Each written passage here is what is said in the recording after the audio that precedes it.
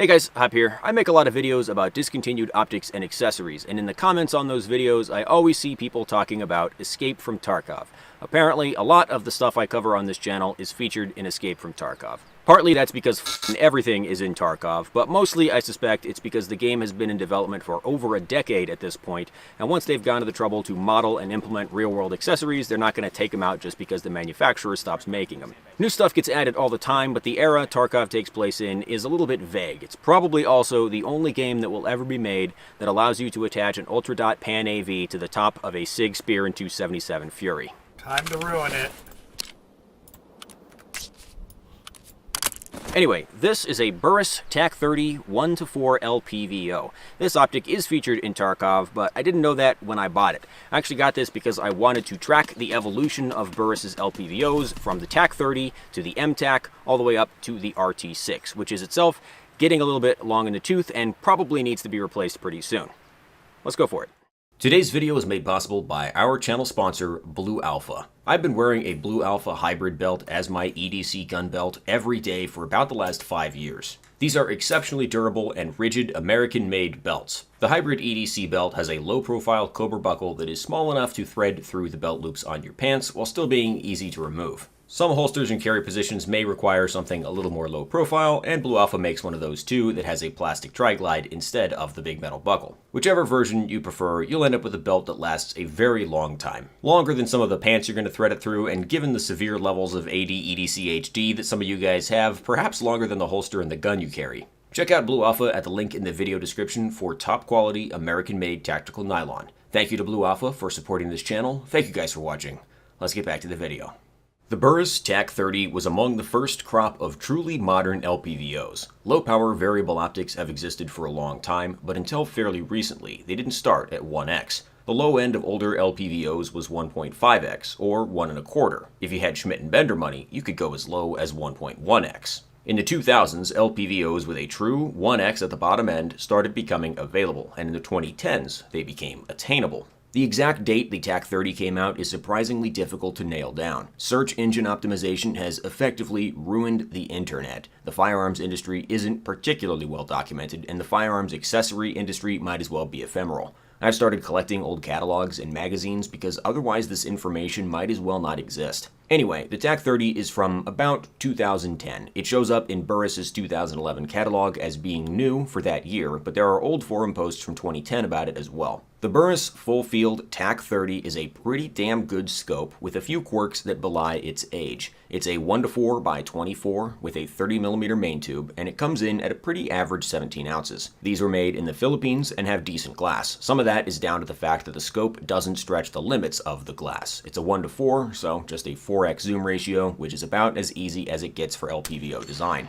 The field of view isn't huge by modern standards. The eye relief is perfect for use on an AR. The 24mm objective lens is plenty big enough to give a usable exit pupil even up to 4x. The reticle on the TAC30 is where things get interesting. This has the Burris Ballistic CQ reticle, a large outer ring with an internal crosshair that has BDC holds. This reticle works great at 1x. It's a very fast, high visibility donut of death for close range shooting. It's not as nice at 4x. The big outer ring obscures a lot of the target. The BDC dots are actually smaller than you might think. The first one is 1/3 of an MOA, the second is 1/4, and the last one is 1/5. Easily precise enough for taking shots at those extended ranges. And then for some reason at the bottom of the ring is a 4th BDC hold that is indicated by a hole in the ring. This one is the biggest BDC dot. I guess if a target was so far away that it was small enough to be visible through this pinhole, you would just be happy to get rounds in the general vicinity. Burris calls that the 600-yard hold, an optimistic shot for a 4-power scope. I think this reticle is a decent option for an LPVO, especially a second focal plane one that tops out at 4x. It prioritizes fast target acquisition and visibility at 1x, which is pretty much the point of an LPVO. But Burris put this reticle in a lot of shit that didn't need it. They put it in their MTAC 1.5 to 6, which doesn't really need that big juicy reticle because it doesn't go all the way down to 1x. They also put it in their 3x and 5x prisms where it really didn't belong. The reticle design on the TAC30 doesn't scream out for illumination, but it does have push-button style illum. That's actually why the scope says LRS on the side. Lighted Reticle System, in case the battery cap with a button on it wasn't a bit of a giveaway. At maximum brightness, I would describe the TAC30 as daylight visible, but only barely. The push-button illumination system is annoying and antiquated. You press the button to increase brightness until you're at max, then you press it to decrease brightness. There is no indication when you're at max, so unless you're counting the steps carefully, you'll know you were at max brightness when you pass it and start going back down again. The TAC30 doesn't have a throw lever, instead it just has a knurled ring to aid in adjusting the magnification level. That feature dates it a bit. The entire eyepiece also rotates when you adjust the magnification, which is uncommon these days except on the EOTech Voodoo series. The TAC30 does have a fast focus eyepiece at the rear, which Burris described as a European style, rather than the locking ring, which I guess was more common in American optics at the time. You can see that on all of the old Leupold optics I've reviewed. The combination of a fast focus eyepiece and a rotating ocular lens means it's easy to accidentally mess up your diopter settings when you're adjusting zoom. It also makes it harder to adjust diopter on the fly without using a second hand to hold the eyepiece in place. And without a throw lever, the TAC30 is very slow to adjust compared to a modern LPVO. Overall, kind of a strange mix of modern and outdated features. For a 15-year-old scope, the Burris TAC30 was actually very forward-thinking, especially if you look at the entire package. The TAC30 was part of a system that included Burris's Pepper mount and their Fastfire 2 red dot, and they often sold it as a bundle. The Pepper is a pretty standard cantilever mount for flat-top ARs, a little bulky and heavy by modern standards, but it includes extra ring tops with Picatinny rail sections on them for accessory mounting. Everybody is doing that now, but 15 years ago, that was pretty high speed. The Fastfire 2 and its squeakquel, the Fastfire 3, can be pistol mounted, but they were always available with pick rail mounts to use as piggyback or offset red dots. A Burris TAC30 with a Pepper mount and a Fastfire red dot is a comprehensive and pretty effectively modern package.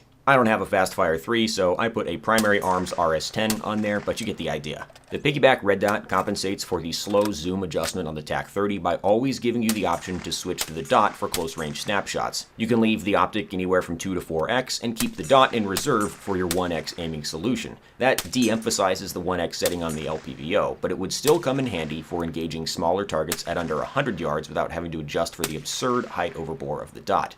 The TAC30 with the full, close-quarters tactical kit probably would have been a damn good choice for a competition or a fighting rifle 15 years ago. It would still keep up with a lot of newer and more expensive scopes today. The TAC30 was succeeded by the MTAC 1-4, which is virtually the same optic on the inside, but adopted a normal eyepiece and illumination system. Burris eventually replaced the ballistic CQ reticle with their new ballistic horseshoe reticle, which was carried forward into the MTAC's replacement, the RT6. The budget LPVO market is getting really crowded lately, but the RT6 is still a solid option despite being an older scope. The TAC30 is kind of a quirky choice compared to modern budget LPVOs, but you could still make it work. But I don't care about that, you don't care about that. The question on everyone's mind is, how good is it in Escape from Tarkov? Holy shit, this scope is way better in Tarkov than in real life. Then Earl? Yep, the IG experience better than the Earl experience. Did you just flashlight me? Yep. The TAC30 in Tarkov is lovingly rendered. Like a lot of the real-world accessories in Tarkov, it looks more realistic than the actual scope that I own in real life. The game also has the 30mm Pepper mount with both pick rail top rings installed, and the Fastfire 3. My only complaint is that the lettering on the scope looks a bit too white, and the bottom drop dot on the TAC30 reticle looks a bit too small. Otherwise, this is a sumptuous model. I swear I could feel the knurling on the zoom ring through the screen. Tarkov is doing a better job of preserving modern firearms history than almost anybody other than maybe Forgotten Weapons. But how does it handle? The TAC30 in Tarkov is a bit worse than a real one in some ways, and a bit better in others. Adjusting optics or activating accessories in Tarkov doesn't require your operator to take their hands off the weapon. I assume those animations would be extremely difficult to implement, so your character just kinda squeezes the gun a bit and then stuff happens telepathically. Variable optics in Tarkov can be adjusted smoothly using the scroll wheel or slammed back and forth from min to max with an alt-right click. Being able to switch an LPVO from 1 to 4 instantaneously just by clenching your sphincter makes LPVOs seem better than they should be. It definitely narrows the gap between LPVOs and the Elcan Spectre in the game, since they both end up being as fast to adjust. You might think instantaneous zoom adjustment would make piggyback red dots unnecessary, but actually, Tarkov, like every first-person shooter, can't really render LPVOs right. The appeal of an LPVO is the 1x experience, which allows you to shoot both eyes open, unobstructed, almost like you would with a red dot. Video games can't show that because you only have one eyeball in the center of your head. This might be something VR games could do better. The result is that 1x LPVOs fill the screen and are slower into action than red dots in this game, so I don't really like using them. Some larger red dots also have that issue in Tarkov. The Aimpoint Pro and Comp M4 are some of my least favorite red dots in the game because they take up so much real estate on your screen, whereas the Ultradot Pan AV, represented in this game by the Walther MRS, is one of the better optics because it's so slim. God, I hope they add a Seymour. Please, Nikita, please. Magnification is still very useful in Tarkov though, so the TAC30 and Fastfire combo works great if you leave the scope on 4x and switch back and forth between it and the dot, instead of trying to use the 1x on the scope. That really makes it no different than using an ACOG or the Loophole Hammer or one of the game's many other scopes, but it's an option. As far as the performance meta goes, or how affordable it is compared to other optic stacks in the game, I have no idea. I play exclusively PvE mode, so I have no frame of reference for that, and my operator has become fabulously wealthy off of his moonshine still and Bitcoin farm. Take the passive income pill, USEC brothers.